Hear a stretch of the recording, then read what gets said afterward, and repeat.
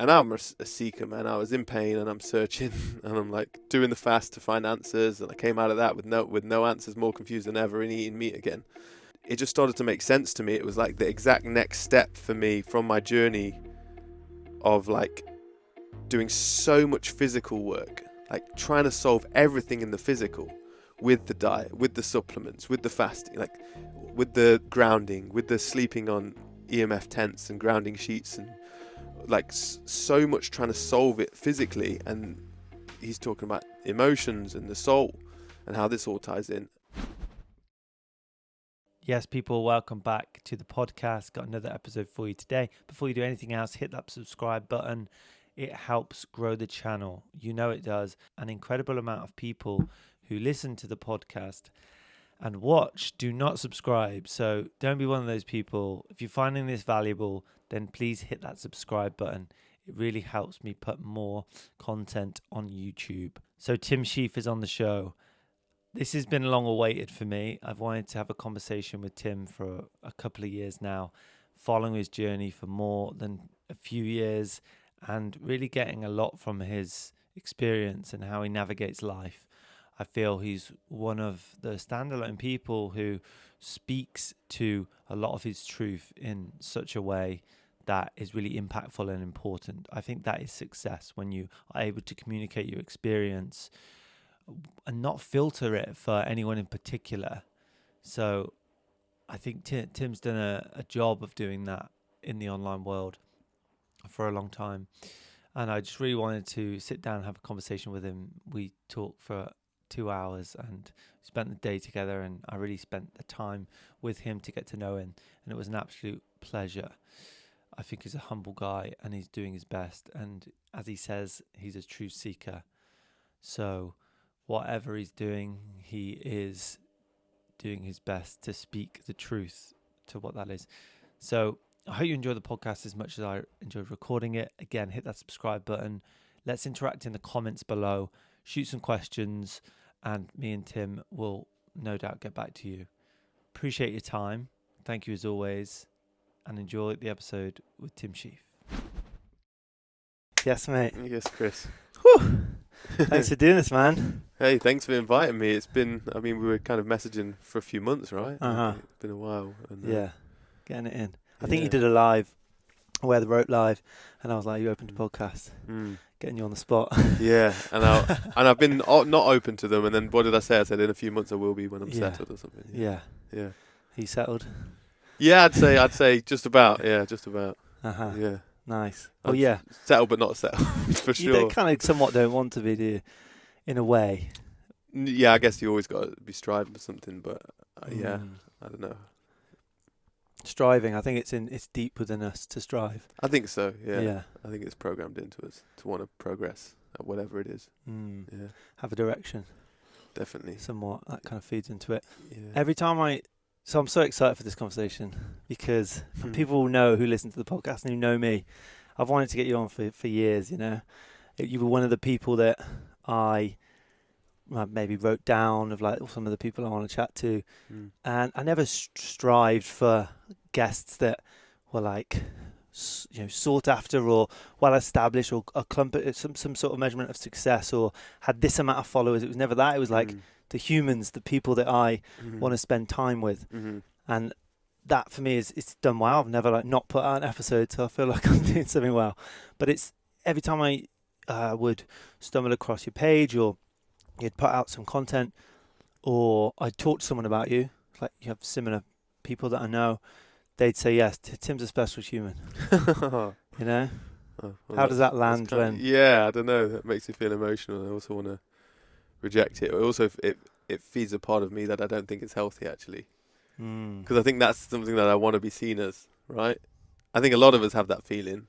Yeah, acceptance. Yeah, acceptance. And when he said it, I'm like, it made me feel like happy, but I could also feel that it was just, it wasn't like a real, it wasn't like a real happiness. It was like feeling an injury of like. Feeling an injury. Yeah, do you know what I mean when I say that? Like an emotional injury of like, and we can get deep straight off the bat here. Yeah, because I relate everything to Is there an origin story to that, do you think? Yeah, I'd say it was one of the what for me the journey the last few years has been to try to understand love, right? Because that is ultimately like the most important thing for any of us. That's everything that's ever made life good, and that's everything that's ever made life bad. Has been a lack of love. So it's like understanding that. But we're raised in a society that has no intention to educate us on love because it's not understood. It's seen as something that's kind of flippant or ethereal or not really tangible. We can't indefinable, or it's just like a fleeting, Not measurable. not measurable, right? But I think there are answers out there, and I think that it is an important thing to look at. And so when I'm trying to understand that, the journey to understand love is to understand the antithesis of that and everything that's like not love. And so, and any pain that I've got inside and the emotional turmoil and whatever it is, times when you're feeling low, and you can look at depression, anxiety, all this stuff that everyone goes through, and especially at the moment, there's a lot of talk around this stuff. It relates back to our childhoods. The way I see it, what I understand now, and what I've learned that makes the most sense to me now is like from conception to like 7 years old, we are this pure being of like openness and like sincerity and naivety and whatever it is, but just pure and open. And we're like looking at the adults in the world to guide us, and we're met with, oh, you fucking don't do that, a lot of a withdrawal of love sometimes. Exactly the opposite of it, and like a lack of understanding of like judgment and projection, and because adults have their own issues, and a child that's like just open and inquisitive and asking questions gets shut down because of the discomfort that where the parent or the guardian, whoever it is, feels uncomfortable with the child's whatever they're expressing. They try to shut that down. And so from conception to 7 is when we're the most fragile and open to this. And then we end up having to for our own security, we end up shaping ourselves because we have to mold around the parents. The parents not feeling their negative emotions is more important than us feeling our negative emotions. So where we made them uncomfortable, they don't want it to feel their discomfort. They would stop us doing whatever it is, whether it's crying in a supermarket or being too excited. Parents shut kids down for being too excited. And it's like, so we not only we do have a lower threshold of like, we can't be this sad.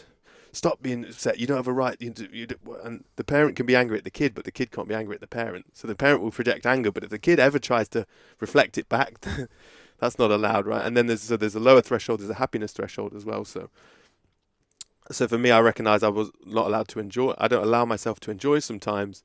Because I think from my childhood, I don't remember a specific moment. Maybe it will come to me as I work through this stuff. But I don't think my mum liked me to be a certain amount of happiness because it made her uncomfortable because she's not that happy, right? So there's all these kind of...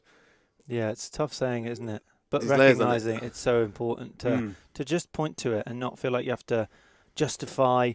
Like it's a funny ground to navigate when you're pointing to a particular situation as a kid and you're speaking from your experience as you just are, but then no, you often find people like, my mum and dad did the best they could, I had a great childhood. Well, okay, like that's one thing, but there is another thing where you feel like you can't be yourself and you are abandoning yourself to make your mum or dad or grown ups elders happy. So you do end up doing that, and that's what we've as men, I feel, more evidently got ourselves into, where it's the nice guy. You just don't have any needs because you've sacrificed them all to make other people happy. Yeah, that whole thing. I mean, that's a whole thing in itself. The nice guy, literally, that's one of the facades that I think may have created is to want to be seen as a nice person. But I want to carry on the point we're talking, because I think this is important to address, because when I say what I was sharing, it might sound like I've had a horrible childhood or that I'm just overly sensitive, and that like you say, people say I had a good childhood, my parents were lovely, they just did their best. And these are things that we tell ourselves to justify maybe the pain we're in. Or there's a book I read recently called The Body Never Lies, and it's about a therapist who recognizes so many of the patients that she had a lot of physical issues, and also the way they saw their parents was they always defended their parents and didn't they always stood up for their parents and said the same kind of things, right? And when they actually started to recognize that there were imperfections in their childhood. Because people, exactly, they say that, oh, I had a great childhood, and it's like, I'm sure there was a lot of love. There was a lot of love in my childhood. There was a lot of love in my parents in the areas that they understood how to be loving, in the areas that it didn't challenge their emotional issues. So there was a lot of areas which I've managed to come through as a fairly all right human. But there are certain areas that they were very uncomfortable, that are my issues that I'm having to face. And we can call it ancestral, whatever you want to call these traumas that get passed down. The science nowadays, the physical science will look at it as genetics. But it's like, my mum's mum was a certain way to her, and then she's a certain way to me. And it's like, you can look at it as, yes, it's also in the, but first and foremost, it's come through the attitudes that she's projected onto her to project down. So I have had certain areas my parents did understand love and were able to educate me in love. Didn't have to call it love, but just certain ways of my approach to certain things in life. I can't really think of an example, because I think there is a lot of more issues than maybe one admit. But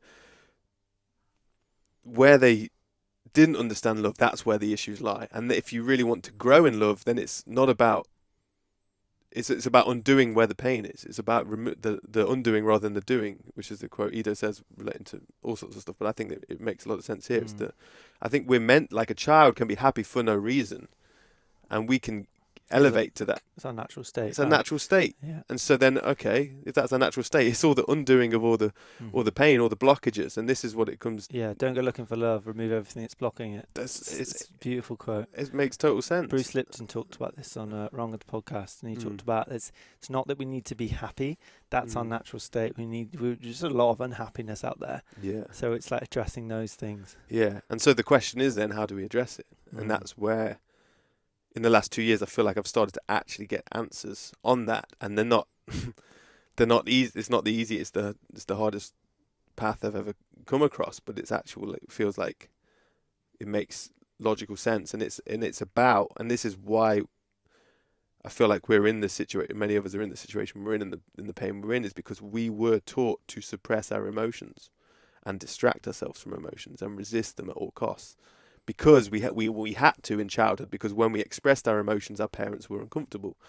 So what we have to do now is reverse this process of stopping the emotions to actually starting to feel them again, whether they're good or bad. Because we're very uncomfortable feeling negative emotions, and we're very uncomfortable expressing negative emotions. When I say negative, unpleasant, just uncomfortable. Uncomfortable, but I have to be clear, because there's a lot of fake negative emotions, which can be.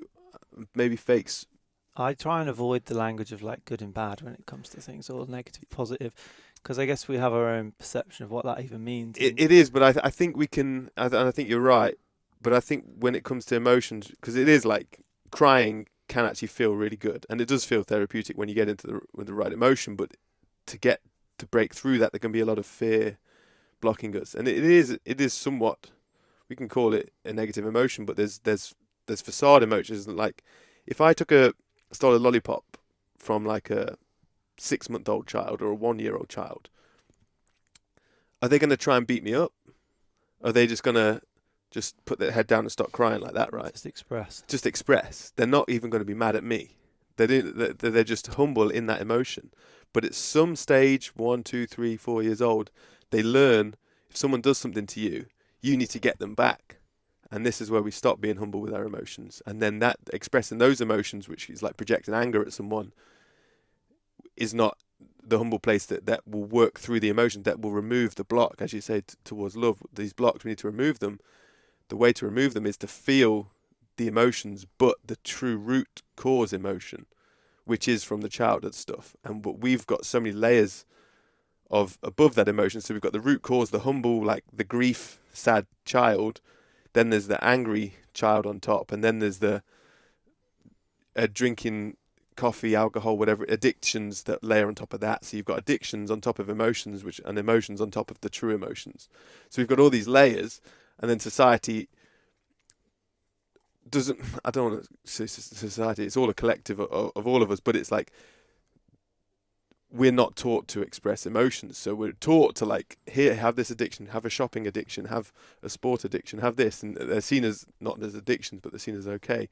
And they're just the physical ones they're the obvious addictions. Then there's also the emotional addictions, which is like codependent relationships, where someone is always, you've got two two people, you've got kind of relationship types where you've got anxious lovers. I don't know if you look Anxious attachment. attachment, attachment stuff. So you've got the codependency of like, what's the other side of that? Anxious avoidant. Avoidance. So you've got kind of they'll pair up and these will pair up, and it's like, so those are the emotional addictions that fall in play where someone's overly anxious and the other person's overly avoidant, and it kind of, so I mean, it's a whole kettle. It's a love template though, isn't it, as well? That feeds into it, I think, of how we experience love as a child and what we witness and are influenced by our elders as love.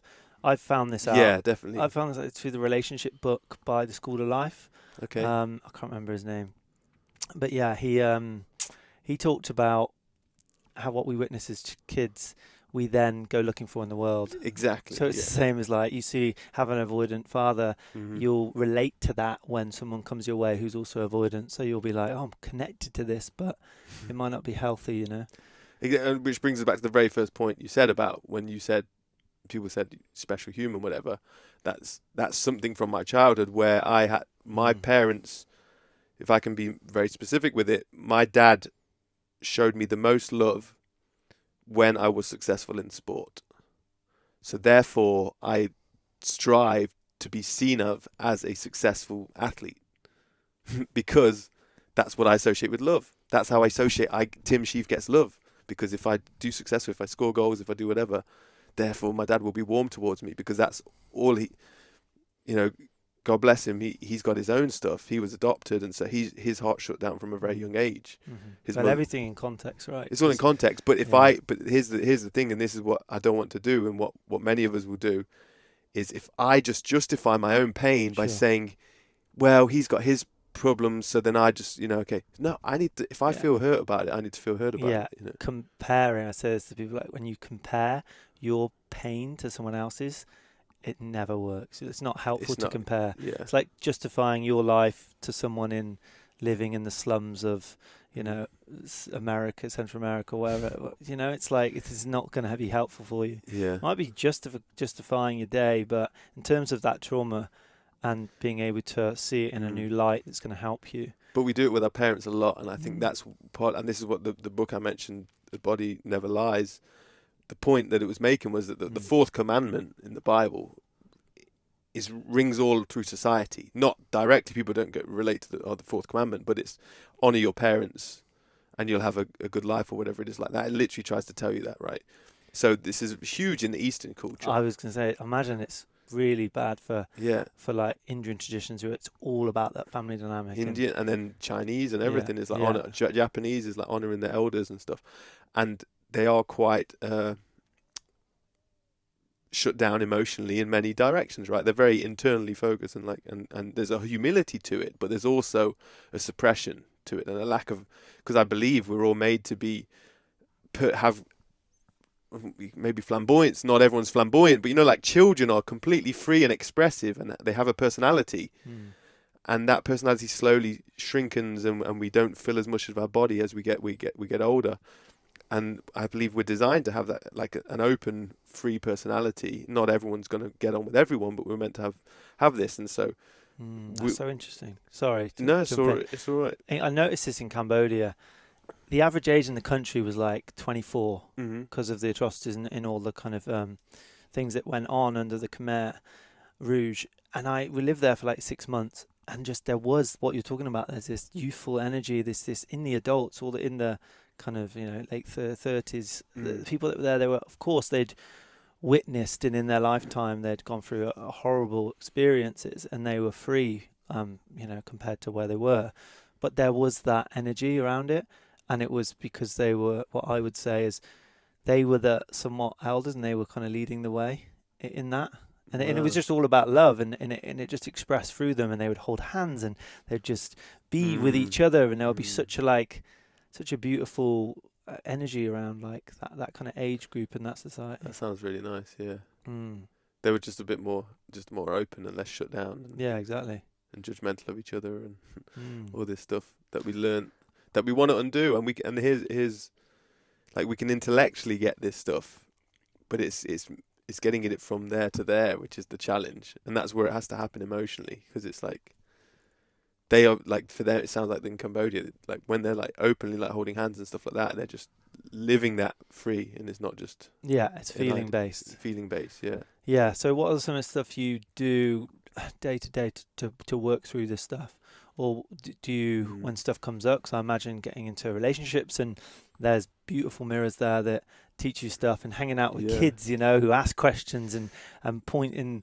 Tell you the truth. And they're honest if they don't like something. Yeah, it's great. That's a great question. So straight up, I guess the law of attraction, the way I see it and try to use it now, is always bringing me events in my day to help me. It's they call it God's loving messenger of truth to you. The law of attraction is God's loving messenger of truth to you, to bring you events, and it could be an angry email that upsets you, or one example for me, I've got my rope float company, Wear the Rope, and the other day I just googled Wear the Rope to find my own website for some reason, and I saw the top website came up was what you'd see as like another rope float company.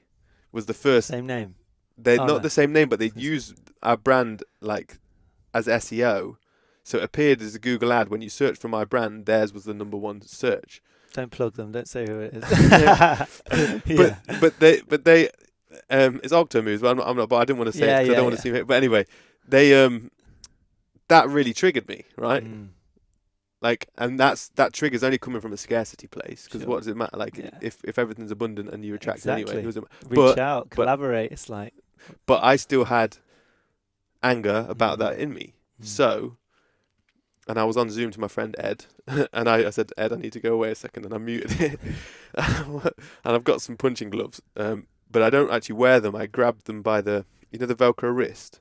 I grabbed that and I just let it go at a wall. So there's definitely some grief in like and scarcity below it, but what I have to do is, what I'm trying to do is honor the feeling that I'm feeling now, which was that anger, but not project it. So rather than I'm gonna fucking sue you, that the email that you could write to the person, it's like, get it out, express it, like the child having the tantrum, right? And below it there'll be grief. I didn't really get to the grief yet, but it's like that was in a moment that happened. I expressed my anger. Like people have a baseball bat and a punching bag or something, like, because it's in the body, right? It's there. It wants to be like the kid they're not controlling it. It's just happening. It's flowing. So it's trying to get that anger to flow and to chip away, because I think a lot of us have a lot of anger, and I think that's more than we realize, right? And it comes out in sarcasm. It comes out in the way we write things and the way we judge someone or something like that. And so do that, and then I had a calm interaction email with the person, and I've spoke to him to change it, and then he didn't change it, and then yesterday I'd seen that it was still up, and then had a calm interaction, and he's changed it now, and now it's actually back to the wall. Back to the wall. But it's like, that is a moment for me. The law of attraction brought me that, not to what happens is when we get brought these law of attraction brings us things that trigger us, they're triggers. We don't recognize it as that opportunity, and that's something I only learn't recently to try and do, and it's still a challenge, because in the moment you really want to throttle someone or whatever it is. Like still getting cut by like cars in traffic, you just want to that's whatever it is, the trigger. For different people have different triggers, and it's amazing that I can't remember, there was another trigger that was so, like, I'd be embarrassed to tell you what the trigger was, but there's something that triggered me, and I was at the back of the wall, and so when these things happen, I try to recognize it and then go into the feeling, but without projecting at another soul. Like, that's really, because that's what we've kind of learned and mirrored to do from other parents and TV and everything. It's like, this person's done this to me, so I need to get them back. And it's like, so it's trying, that's kind of an example of like, looking at where the law of attraction is bringing, and it will bring you good stuff as well to show you good things about yourself and that. But it's just recognizing, if I can call them negative, like a trigger for an emotion that's just there. It's like, it's just there. Like someone else could see that and not be triggered at all, but for me it was. Yeah. Do you believe that that's a natural law, or whatever you want to call it, playing universal law, God's way of directing truth to you? Or I probably already know the answer. I sometimes think it's just our way of seeing the world, and like we can look for the lessons in absolutely everything. Like they will be there. So often, like, our life is shaped around our perspective and our relationship to it. So your relationship to life now, once you've learnt this thing, this tool, or this window into yourself, into to kind of deepening, to learning and knowing yourself, which is going to ultimately help you. Hopefully, yeah, if I can be humble to it, yeah. Yeah, I think so. Yeah, I feel like it's a universal law that's written in, but that's... Is this soul mechanics? Soul mechanics, exactly, yeah. There you go. It's a good word, I like that, soul mechanics. Yeah, but I learn it from divine truth, that's what... Yeah, talk to me about divine truth, because Yeah. I'm in the dark Yeah. about what is going on there, because I know you connect and you really resonate with. I really resonate with it, man. So I discovered it in 2019. A friend, I was in the gym, and I didn't know her. This girl just came up to me and said, I'd just finished my water fast, so I was like really gaunt a few months prior, and I'd just come out of veganism. I just started to eat meat again, and I'm a seeker, man. I was in pain, and I'm searching, and I'm like doing the fast to find answers, and I came out of that with no answers, more confused than ever, and eating meat again. And she could just tell that I think her boyfriend at the time had seen me fasting and was like, Tim's a seeker, he might get it kind of thing. And anyway, she had a chat with me, came up to me at the gym and said, hey, can I just talk to you? I'm like, okay, who's this girl who wants to speak to me? And started to say some stuff about like emotions that I might be feeling and stuff from my mum, that I might have certain anger towards her that I'm then putting in this kind of way. And it made kind of sense. And then she said, there's this teaching divine truth, Jesus and Mary are back on earth teaching. And I'm like, okay, I'm someone that I like to take things at face value. Like, the truth is stranger than fiction at the end of the day. So I've heard someone claim to be Jesus before. I think Vice did a documentary on someone called Jesus. I think so, yeah. Claimed to be Jesus. And I watched it, and I'm like, cool, like, show me your Jesus. I'm not like, no, of course he's not Jesus. And I'm like, okay, maybe, like, who knows, right? So I watched it, and they asked him questions, and they're like, what's your favourite food? And he's like, well, I don't have a favourite food. Different times. And I'm like, that's a good answer. That's a Jesus answer. Like, but I didn't really know. Like, and this is still just my projection of what I assume, I'm expecting him to be. But I didn't really feel like this guy's Jesus, and it didn't really matter. But I thought, if he's helping people, what's it matter? Although, I mean, it's still a pretty big lie if you're not him. Anyway, I watched the Divine Truth stuff. The guy says he's Jesus. I'm like, okay, like. So it's a YouTube channel. YouTube channel called Divine Truth, and I watched the first video the main video on their channel, or the one on their homepage, is like overviews, secrets of the universe, overviews of divine truth, and I watched it, and he's speaking a lot of stuff that I hadn't heard before. I'd never heard anyone say it that way, but it was stuff that started to make a lot. It was about emotions, and it just started to make sense to me. It was like the exact next step for me from my journey of like doing so much physical work, like trying to solve everything in the physical with the diet, with the supplements, with the fasting, like with the grounding, with the sleeping on EMF tents and grounding sheets, and like so much trying to solve it physically. And he's talking about emotions and the soul and how this all ties in. And it was like, like, okay, I'll watch some more, and I'll just watch more and more and more. And I'm like, 300-400 hours into watching it now, and I've like, they've got thousands of hours on YouTube of just talks, like they're just raw 2-hour clip of just talk, and it's just like so engaging, like so. It just speaks to something in my soul of like, I can't deny it, and it's not. And it's the opposite of everything else out there, which is like saying no, like the Tony Robbins, like, you are enough, yeah, right. It's like, it's just like, I don't know. There's a resonance there. It's different, or it's just different, man. It's just feels like truth, and it's not just like supporting. Because I've been in the New Age stuff where it's just like, we are all one and we are God and all that stuff, and I was like, maybe like, love, light and all that stuff, but it's so airy fairy and not like, it's not grounded. It's not great. It doesn't, in that humanness, right? Yeah, and it's not like, I believe there's in like scientific approach to things and logic and rationality and like mathematicalness of the universe, and that there is answers. Like, it doesn't have to be ethereal, and we can know truth. Like, then there is universal truth, not just my truth, your truth, his. It's like there's universal truth. And that's what with divine truth they talk about. There's three pillars of spirituality: humility, truth, and love. And I've never heard spirituality simplified as much as that, but then also so explained. Each of them is like a whole world in itself, like humility.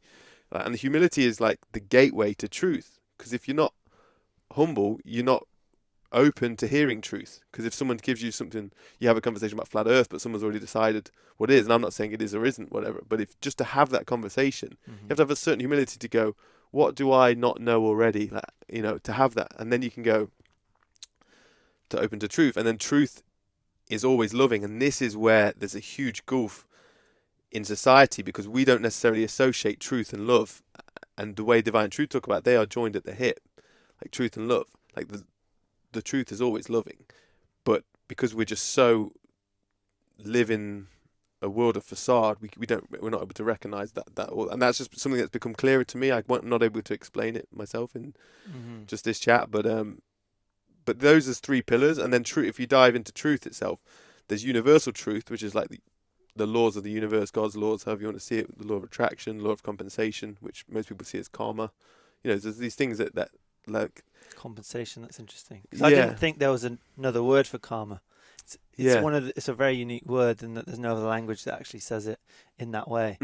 So it's not directly the same, but it's what people see as similar. So they explain a lot of different universal laws, but there's just a lot more. I feel there's a lot more clarity in the way divine truth explain it. There's a lot more self-responsibility that we each owe to our worlds, like to everything in our life. And that's something I think on the spiritual path of sovereignty as well. It's like you start to feel like you feel fulfilled. The more self-responsibility you take, the more fulfilled you feel, right? And that's like a natural thing that starts to come upon us. And so it explains all this stuff.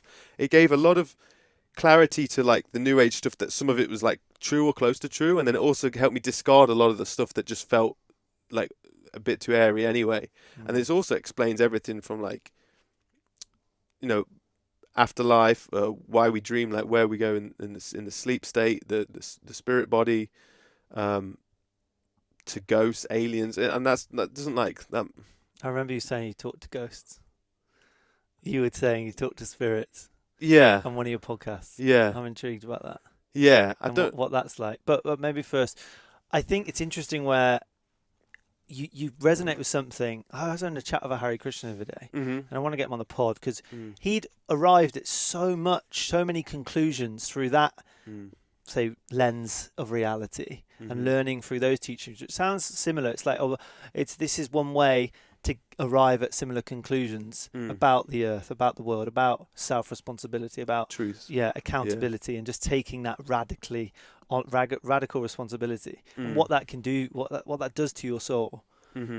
Like I think there's so much in that when you're like, they're talking about it in a very different way, but it's resonating. And the stuff I've been doing over here is like it complements everything. But I think the difference with it to the other stuff and is that the amount of onus on emotions, which so much of the other practices like Hare Krishna and them, they're not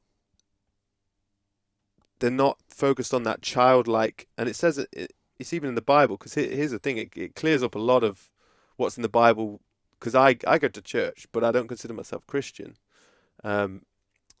I believe in a God, and I believe in that we can have a personal relationship with a God, and so I go to church to work on that and be around other people who want to work on that. But I think there's a lot of unloving beliefs within Christianity to do with a guy having to get killed on a cross, like for our sins. And I think it's our responsibility to work through our sins. No one can do that for us. I think that would be unloving to have someone else have to be responsible.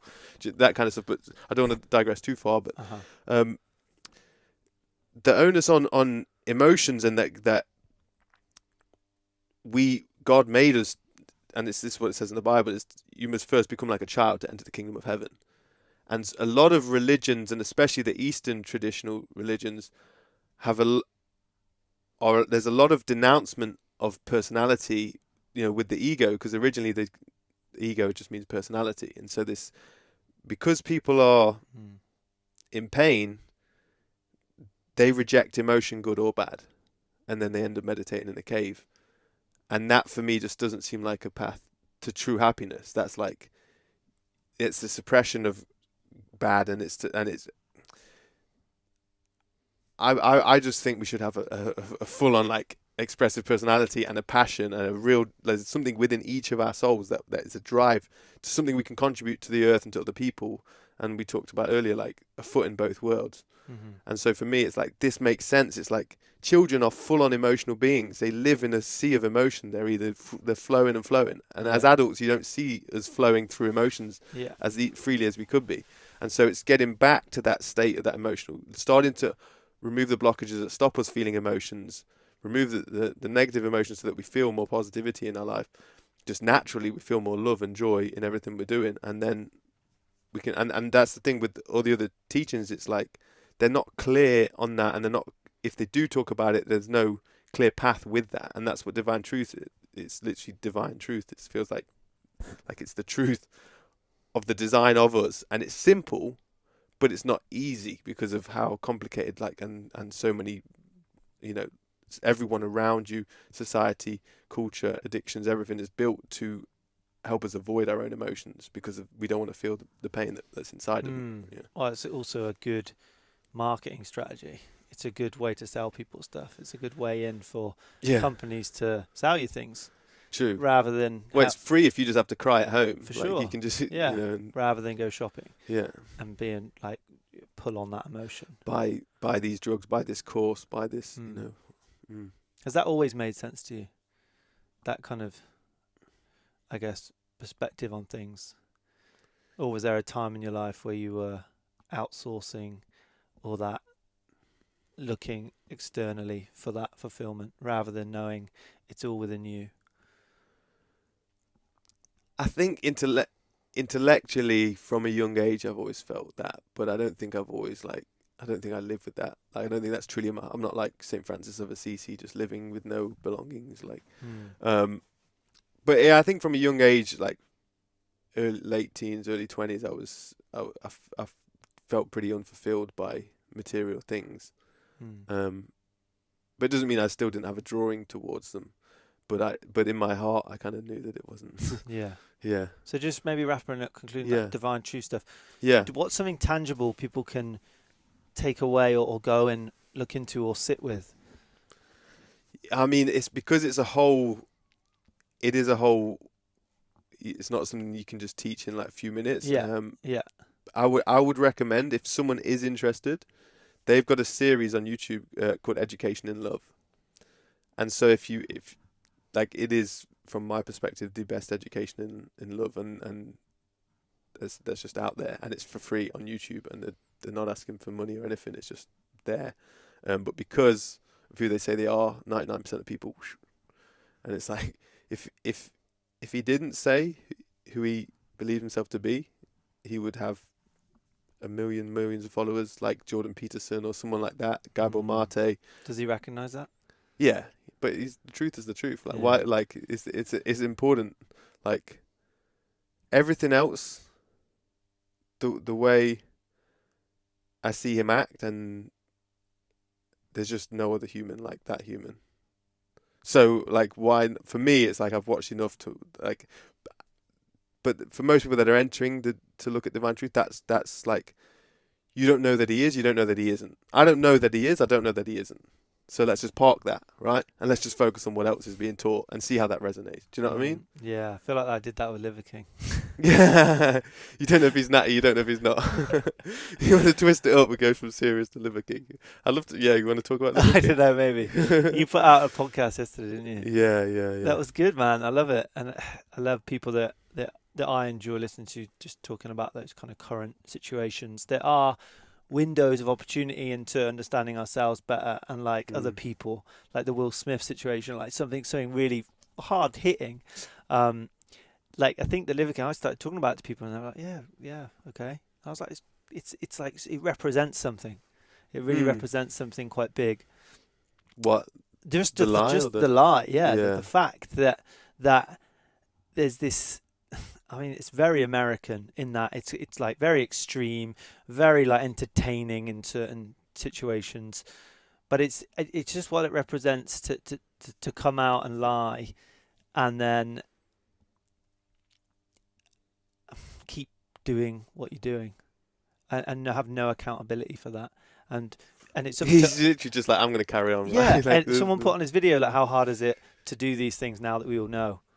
And I think it will go under the radar for some people, and he wants that to happen. And it's like we need to take some sort of accountability to I guess for who we allow to have influence. Exactly. On. Yeah, it is up to us. It's not like there's no regulatory body out there. And if there was one, they'd do a bad job.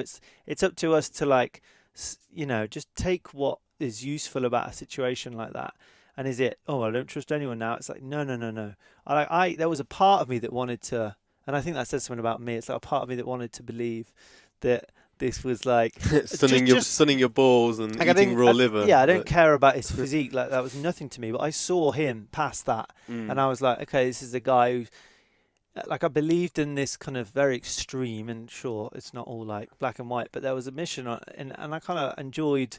What I did enjoy, like going on Stephen's podcast, and like there was a few situations where I was like, I think that will help a lot of people. Was it the coffee out? CEO. Diary of CEO. Yeah, like going on the biggest podcast in the UK.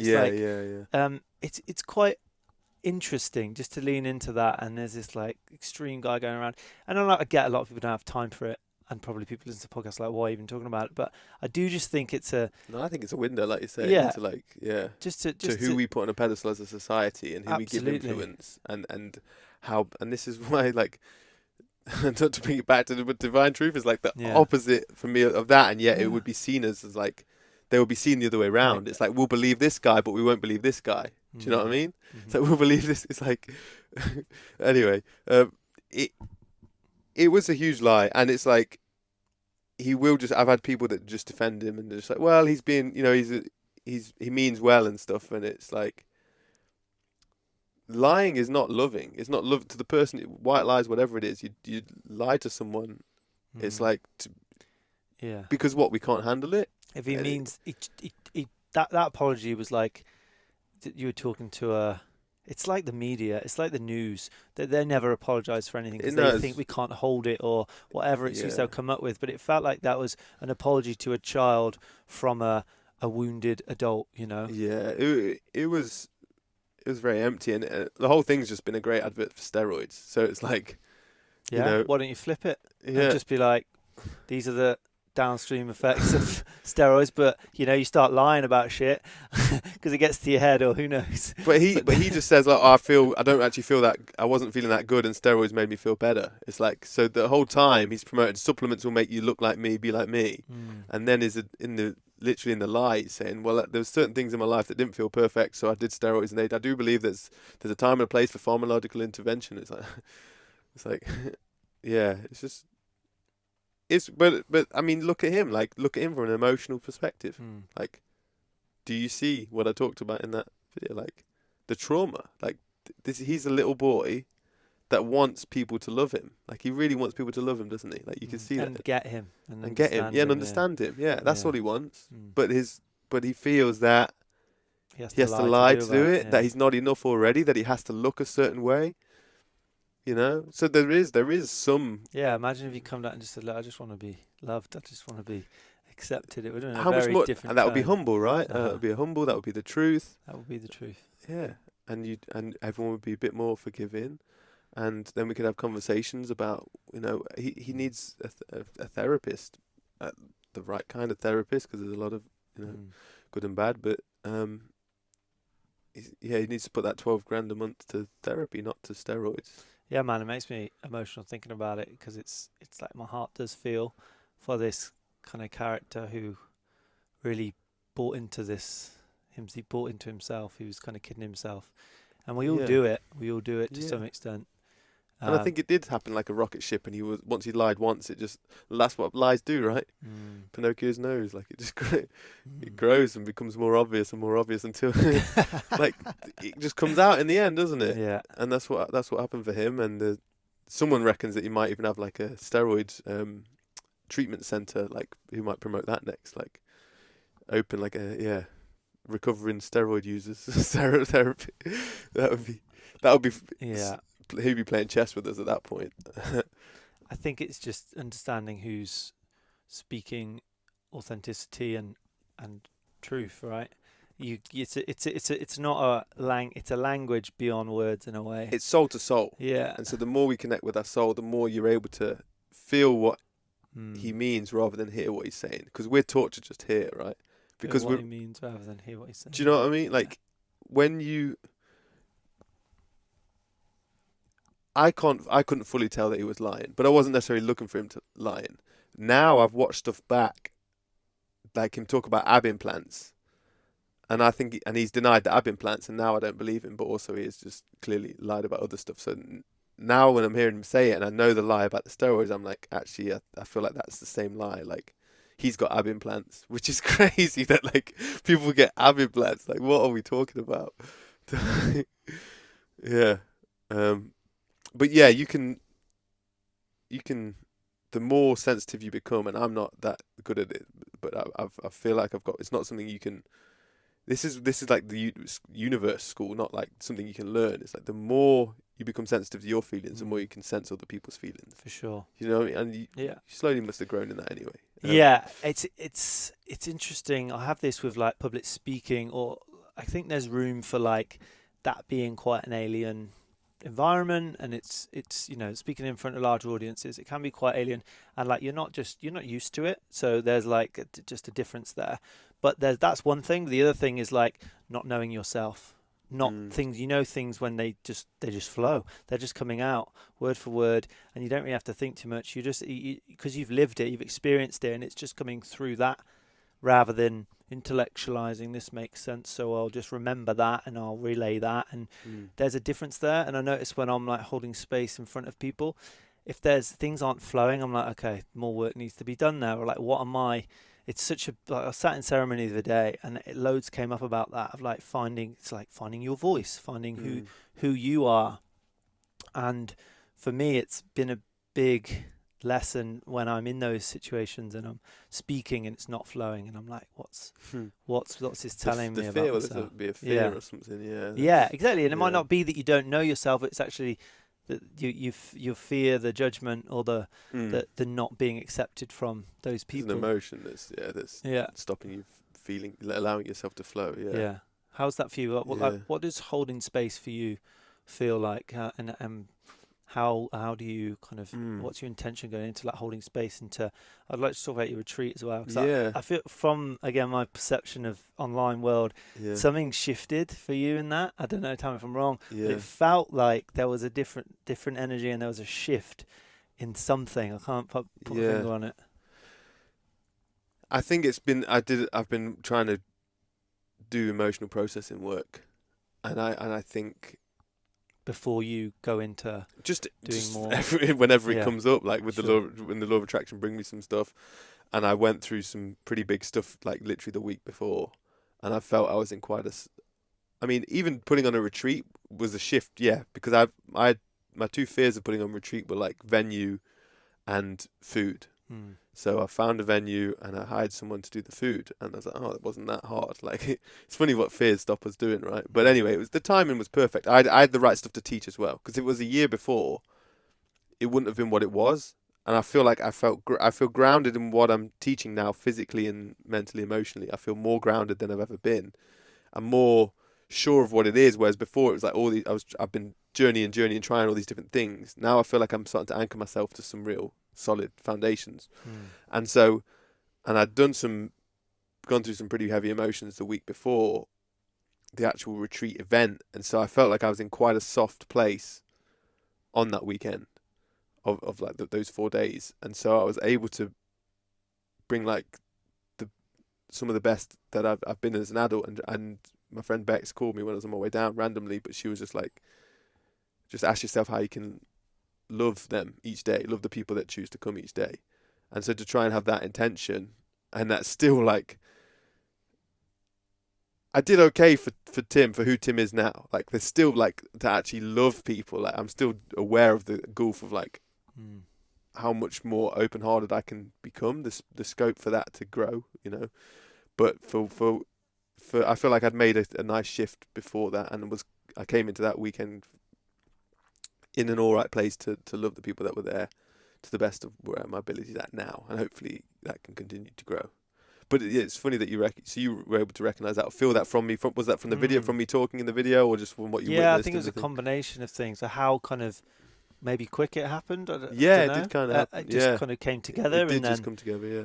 And then it just seemed to work. Like even the content and the location was so beautiful. Yeah, like, location in the Lake District by Old Man Coniston. We hiked up the Old Man Coniston, which is one of my favourite mountains there. Not the biggest, but still a pretty big one. I don't know if have you been up there? No. Old Man Coniston, that's a good one. We swam in like Derwent water in Coniston and some tarns, Loughrig Tarn and a few others. We did School of Biomechanics every day, which is my current movement practice that I've kind of culminated. I don't know if you want to talk about. Yeah. But yeah. It's interesting actually. I'd like to talk about the kind of the overview of like changing names and different brands. Man, yeah, because that's been a process, right? And I see that in myself, and I probably am more aware of it because I always. Yeah, you know, you're like, who am I? What am I?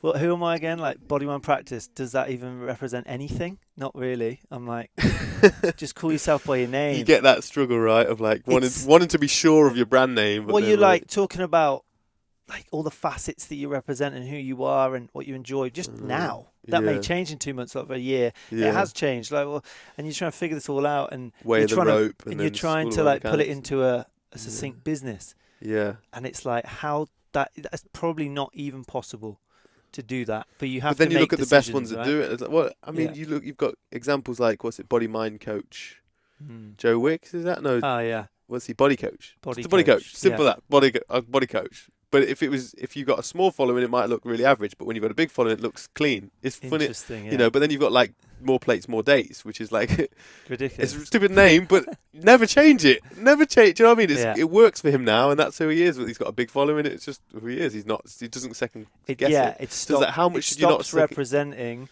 plates and dates, and it becomes him. Exactly. There was a breakdance. I always remembered it from when I was a teenager. There was a breakdance crew called Pokemon Crew. They were the best breakdance crew in the world, and they were called Pokemon Crew. And like after about 2 weeks, the word Pokemon didn't become what it represented as the Pokemon as the Japanese Chinese manga cartoon. It became this breakdance crew. So it's like the name eventually doesn't matter, does it? It just becomes that KSI. Like his YouTube channel, you know, I don't know if you know. My YouTube channel used to be 99 Timshi, 99 TIMSHI. The first 3 letters are my first name, the first 3 letters are my last name. Sometimes I wish I just kept it as that, because that was just my user login at school. And it was like, it doesn't matter what it is if you just stuck with it and just rise with it. Like KSI is like a KSI. It's just like it just got shortened to KSI. Yeah. But it was a random thing in the beginning, and it just becomes. So it's such a huge branding is such a crazy question. I'd like to ask you about when you changed Tim Shieff Sob.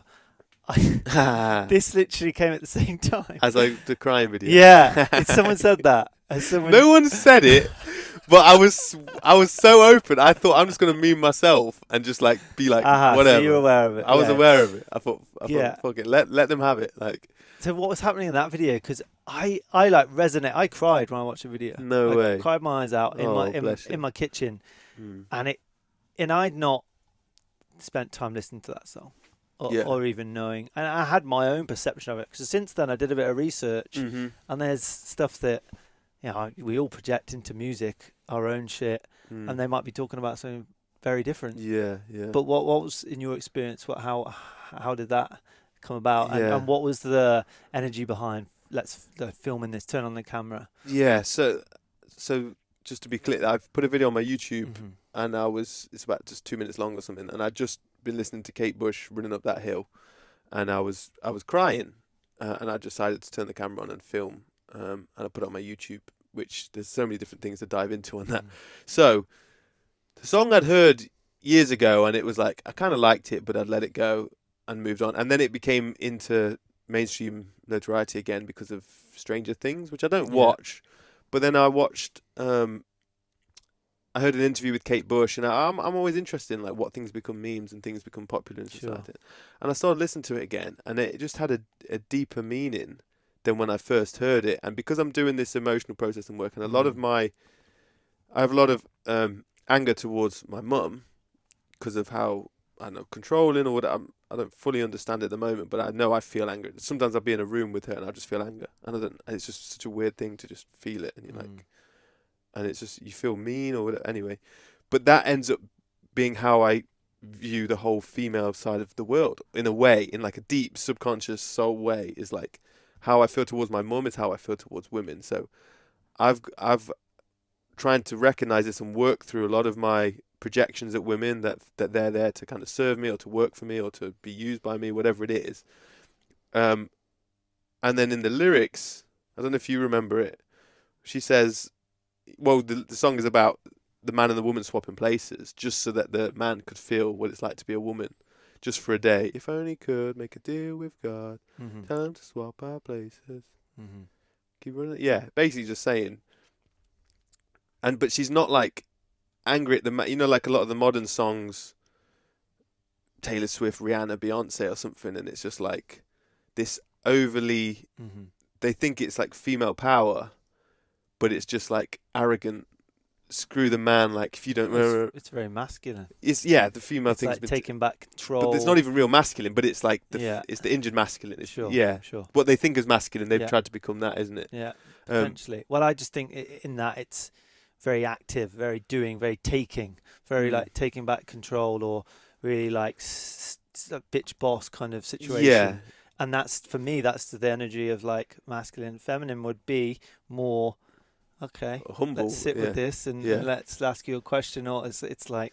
But that's what it was. So to go from the current crop of female, you know, the highlighted in society, to like this 80s vibe with like a cool song, and then this woman's just humbly saying, yeah, if we could just swap places for a day so you could feel what I feel, like. And I'm like, man, imagine like I've probably made a lot of girls feel a certain way and just been so like, because I've had moments when I've been heartbroken and you're just in it for days, for weeks, and you just like you're just like waiting for them to text or wanting them to text, and you're like, I've been that guy, and I've got a lot of pain around that anxious, like anxious, what was it, lover, anxious attachment, attachment, yeah. So I think I've had a lot of that anxious from, I don't know, we could go right back. I think my mum did, you know, when you're a child and you're crying in your cot and they're told to not pick you up.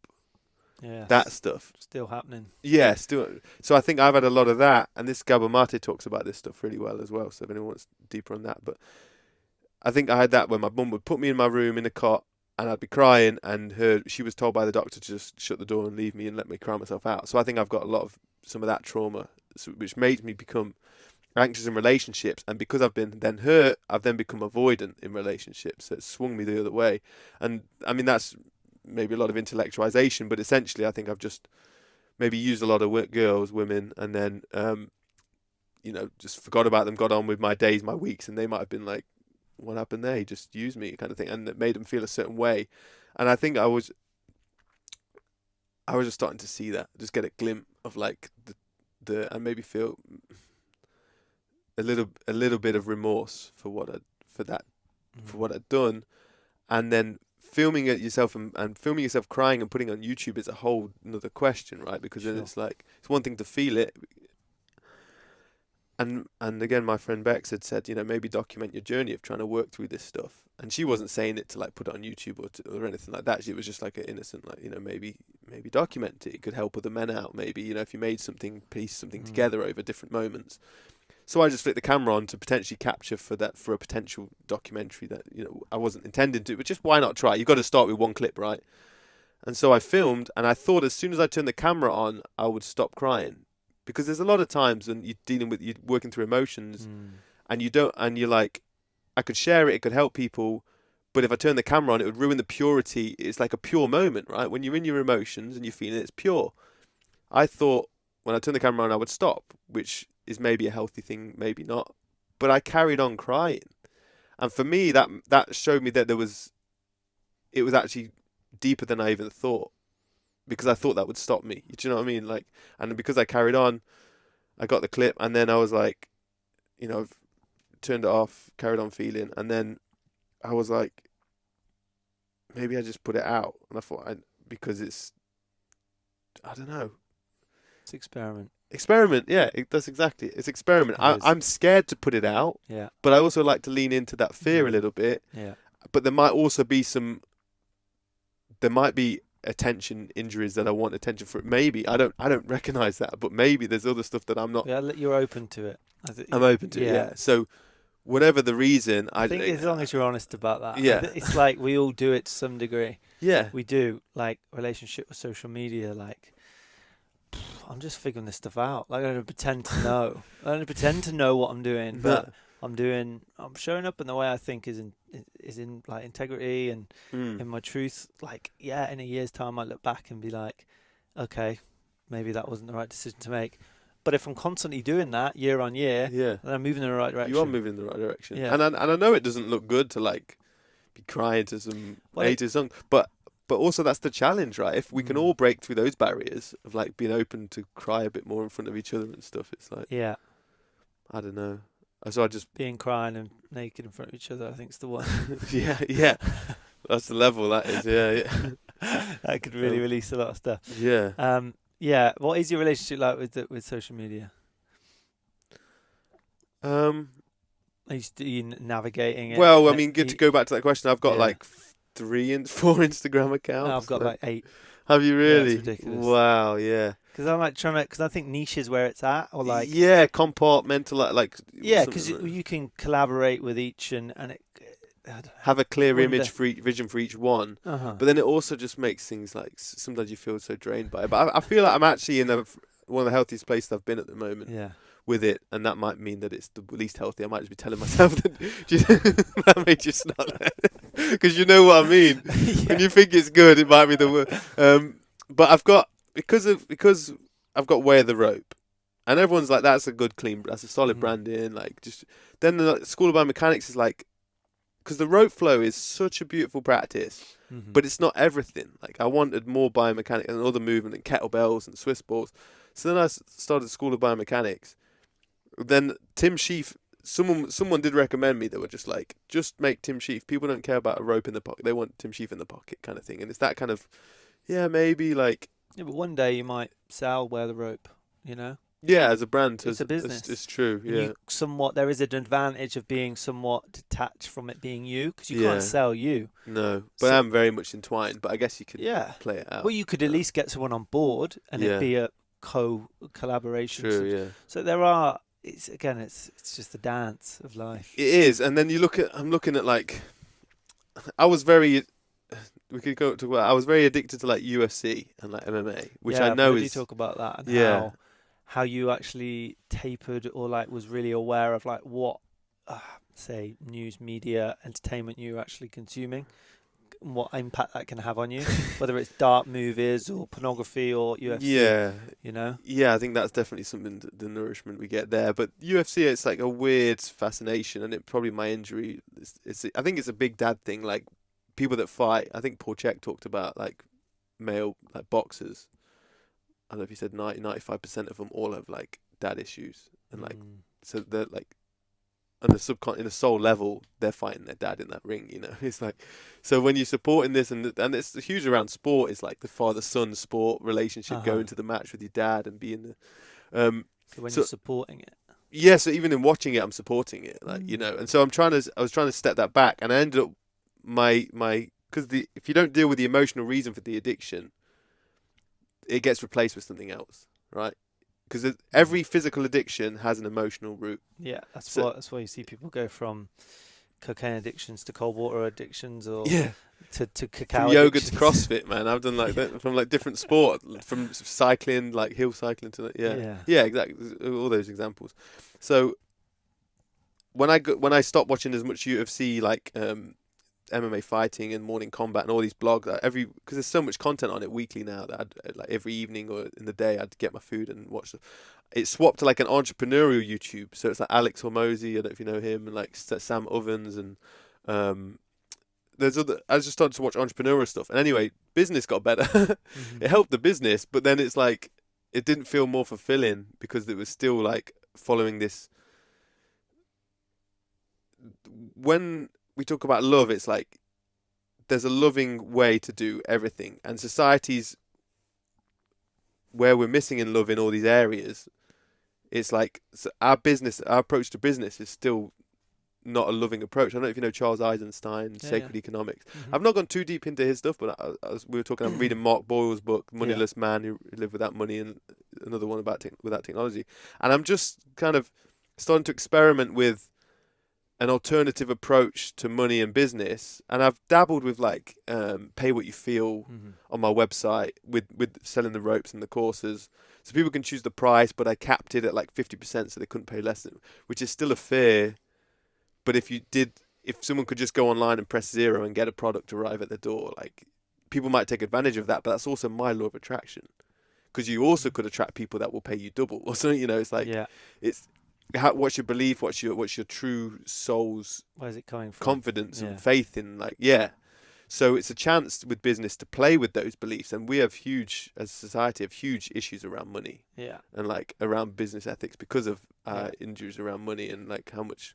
And yet the world is made to be abundant. Like an apple can give you more apples than you can have, and half of them can rot on the floor. Like that is what happens with most people of apple trees. Yeah, in nature, like it's designed to have abundance and overflow, but because of, I mean, partly the people that we've put into power, the capitalistic approach to everything, but that's also our responsibility as a collective community, because we still happily fund these, and we don't then. Who's going to start it? Someone has to. We have to start it. Like we have to start making businesses that have a different approach. Thinking about this on the way over. Yeah, like gift economy, you know, that kind of stuff. So I'm starting to experiment with that. I'm not like deep into it, but I'm starting to like think. I think it could radically change things. Like it's beautiful when you see like donation only. Like Aubrey Marcus is doing that with his. Is he? With his big events that he's doing. He's also doing a lot of stuff that perhaps is a bit more of a grey area, but yeah, it's a weird one, because it's like if you've got a safety net of like this is making money, then you can do that and look like that's the thing I'm just faced with. It's like, well, I'm making comfortable here, so I can do this for free. And he sold his business to Unilever. Oh, did he really? On it, yeah. Did he sell on it to Unilever? He probably got millions. Yeah, I think it was about $1 billion. 10. I think so. True, it is a business industry that's like absolutely growing. Maybe not. Maybe I'm wrong. You can find it out. It will be hundreds of millions. I wouldn't be surprised. Yeah, it's definitely a couple of hundred. But because Quest that guy sold Quest, didn't he? Tom Billiou, yeah. And then you've got Brendan Brazier had Vega. He sold that as the vegan protein. Probably not quite as big, but still millions. It's interesting how like a lot of startups just end in the hands of the few. A lot of that happens, right? I think that's where, when you say to me like you could sell Way of the Rope one day, like I've had those thoughts in my head. It's like it would make life easier to like move on and just start my new project. But it's like, could I ever really detach? Unless the person I'm handing it to has the same business ethics as me or better.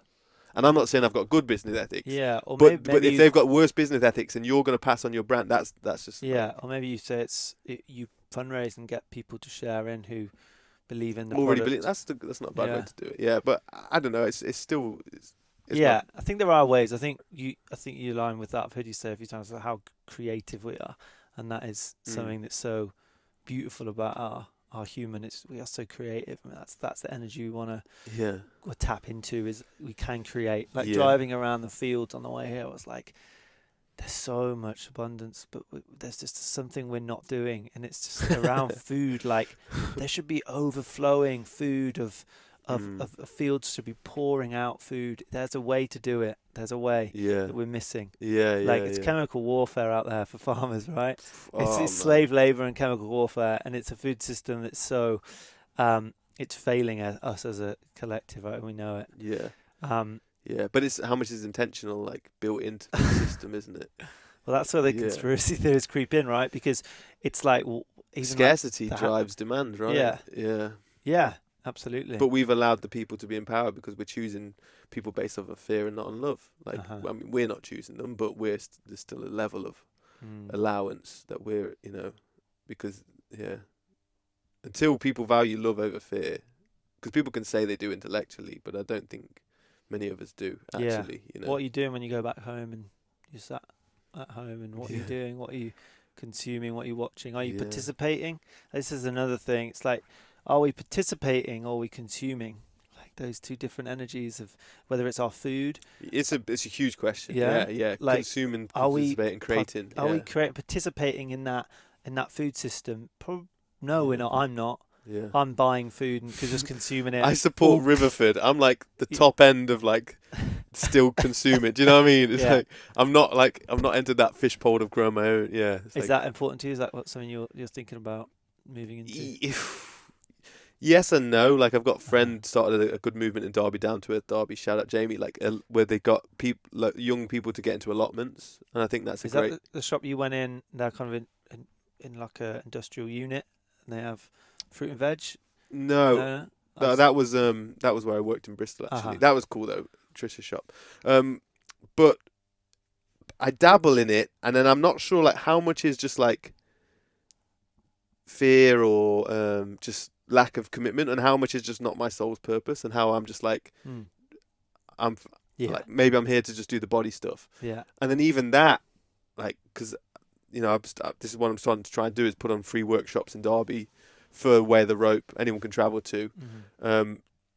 Yeah, where are they and when? Just for So people? it'll be in Burton all throughout December. So I don't know when this is going out, but on Mondays and Saturdays I'm going to do free classes in Burton on Trent, CrossFit Mercia. But if you check my Instagram for the information, but I want to start to do free classes like that, and so I'm like, I don't know, maybe that's an excuse. I can obviously grow food and do that, but it's like It's a lifestyle though, isn't it? But I also feel like I'm like exactly. It's kind of a lifestyle. And I'm like, am I getting?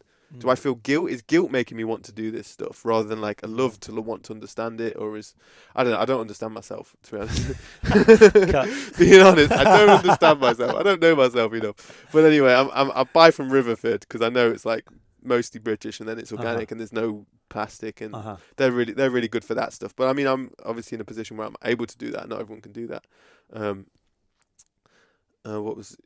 Yeah, consuming, participating. Yeah, I think it's big because we can just consume YouTube. It's like YouTube's such a beautiful platform, isn't it? Yeah, the shared economy, right? Yeah, it's changing the world. It's beautiful. It's special, but it's like how much I'm a consumer from YouTube, and I'm like, I need to just start creating. And like, I do make some content on YouTube, but I was actually out walking the other day, and I was like, I've been walking so much the last few years, like probably 5 years. This is the least I've walked this year, and I go for a walk once a week on the weekends at the moment. And I walked, and I was like, I'm not even that bothered to be walking. I was like, I'd actually rather be making a YouTube video right now. And it was a sweet. I'm not actually fully started yet, but I'm like, I want to create stuff that if people consume it, it's helping them. Yeah. Like, and it's not just, I've done a lot of vlogging and stuff in the past, and you can vlog and it can be educational, but it's also can be kind of, lazy's could be harsh because not everyone's definitely lazy with it, but it's easy to just film what you're doing and put it out there. But actually, like creating stuff that's concise that helps to instruct someone. Yeah. Like with the rope flow course I did, I put a lot of energy into that, and I think that's pretty good. But I want to make consistent content on YouTube that's free, that educates people about how to train the body in a healthy way, because that's a hugely important thing for me, is the way listening to my body from mid-20s to like for the last 10 years of my life has been like, I've almost had a full-time with my body, like every day in the gym, whatever it is. And then also being a completely fringe advocate for fringe approaches to things. I've experimented with a lot of fringe stuff, from, I don't know, people here might know Gota and functional patterns. I'm sure people would know that. And I've been down all these different knees over toes guy. I've done all these different rabbit holes, but then I still find what has worked best for me has just been my own experimentation. That's actually still quite far from a lot of this, not completely far, but a lot of the stuff I've found, like, I don't know if you want to get to that conversation. Yeah, absolutely. Yeah. Keep going, man. Yeah, so for me, the three things I've found that I've kind of make the foundation of my School of Biomechanics is stability, fluidity, and then strength. And I think a lot of them, definitely the mainstream approach is to just do strength work for any issues. And stability work may be thrown in there a bit, but it's not, I don't think people really understand stability work. Not that I fully understand it, but I think I have. What's the difference between stability and balance? It's pretty, I'd say. They're more contraction, strength. Probably just semantics at this point. Yeah, probably is language, because it is, okay, so I call balance static. Balance comes before strength, right? I call stability lateral strength. Because stability will still fatigue your muscles, and you can call it balance work, right? Say you stood on a wobble. I use Swiss balls. I love Swiss balls. It's a sphere. It can go in any direction. If you're weak in a direction, it will go into your weak direction. If you're strong somewhere, you're stable. If you're weak, but laterally strength, right? Not just, you've got we call this lateral. Do I call it lateral? I guess this is lateral side strength. So a normal muscle strength, you think of like the muscle contracts that way, but a joint needs to be stable, like from side to side. So your knee needs to be strong. Yeah. In Yeah, all that's why you angles, get right? people wobbling in a press-up position, right? Yeah, 'Cause they yeah. have no strength. So it's kind of seeking out those where the body finds shakes and using tools to trigger that shakes, because that's the nervous system or the I call it like speed wobbles. You know, like when you're on a skateboard and the wheels, you're going too fast and the wheels are shaking. But what speed wobbles do with mechanical stuff is it makes the bolts come undone more and more. But with the body, when you get those shakes, it makes the body tighten in a strength kind of way. So that's how we strengthen the body in a side to side fashion, rather than the conventional like this way strength. It's like lateral strength. So stability for me is a foundational pillar, and I call that kind of static balance. And then fluidity is like fluid balance. So it's being able to move with efficiency, which is where the rope comes in, because it teaches us this infinity path, which we learn to move along. You know, this horizontal figure of 8, where energy then is used and the momentum's carried on. And I right? guess you can relate that to boxing when you're pivoting from one side and all your weight's coming from a direction, but it's like a snap. Like it's not just a linear movement. No, you're not going like back and forward. You're twisting. There's a rotational element to Yes. it. There's a 3D. There's a shoulder up, shoulder down. There's a rotation of the spine. There's a hip, coming up to counteract that. And there's fluidity, which helps us to find balance while in motion. And the more we are balanced when we move, is just the more efficient we become, because then we can use bones and not just, because most people train and move with just muscles to move everything, very linear, very bilateral. And the more we can think of the body as a 3D object and we can tap into that, the more then we use the fascia, the muscle, the ligaments and the bones and everything as one unit in a more balanced fashion. So whereas when most people walk, they might use, and this is just rough random numbers, it's not based off anything, but you might use like 90% muscle to walk, right? But then you see like an animal like a dog move or a squirrel or a cat, and they're rolling their shoulders. They're using all the ligaments, the tissues, the fascia, and their muscles are soft. You ever feel a cat? Their muscles are really soft because it's not stiffened up. We've got stiff muscles because we've not used it the way it was designed, I believe, to be used. And so the more we can start to tune into the patterns that the body's supposed to move with, the more the muscles can then soften, and we can use everything as one unit. And go back to this point about the bones, we call it bone stacking. Like when the head's over 1 foot and you can balance there, the weight's through the bones and the muscles can relax, and then you can move to the other foot using that figure of 8 pattern, and then we're on the bones and the weight can relax. Whereas if the head's in the middle and we're having to teeter-tot like that, it's very subtle, but there's more muscle involved, and which is more energy involved, more chi involved, more blood involved, whatever. So it's finding these balance. The more we can move and go from balance point to balance point, is the more we use the body for its own advantage and the bones and the skeletal structure, rather than having to rely on muscle, which costs energy. So there's the fluid element, and then the strength for me comes after. It's kind of a triangle, a pyramid, whatever. But and my approach to strength training at the moment is mostly Maxic from the 1900s muscle control stuff, which is just purely mind-muscle connection. It's like what you were doing in the gym with the with the triceps, but there's like a lot of nuance and subtleties to it, but it's all intuitive and it comes. But it's his whole approach to strength training. He basically had one of the best strength to body weight ratios. Who's this? Sorry, Maxic. Yeah. Right. Ever of all time. If you look at his what he could lift and how much he weighed, for me this is the marker. It's not how much can you lift. It's how much can you lift and compared to your body weight. Sure. That should, for 99% of people, that's what matters. Like only for the strongest man in the world does it matter. Like it doesn't matter what you weigh. Who can lift the most? But for everyone else, what do we want? You want to feel good? You want to feel strong? Well, if you're strong compared to your body weight, you will feel strong. You know what I mean? Like you feel light, you feel springy.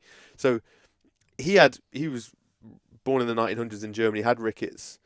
He watched other strong men like Eugene Sandow, I think, or whoever was there at the time. It was around that time. I think he came a bit later. And he made a concrete block into a dumbbell and his dad smashed it. His dad didn't like him doing it.